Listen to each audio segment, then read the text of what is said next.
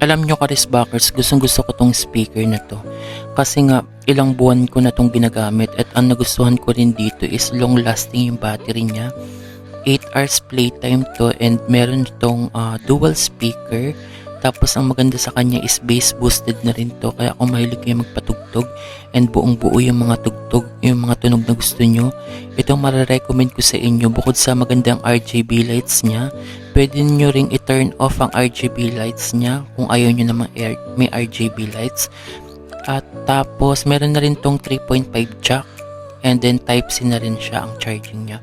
Ang nagustuhan ko nga din dito Karisbakers is yung kanyang RGB lights niya is sumasabay sa mga beat ng pinapatugtog nyo kapag nagpapatugtog na kayo.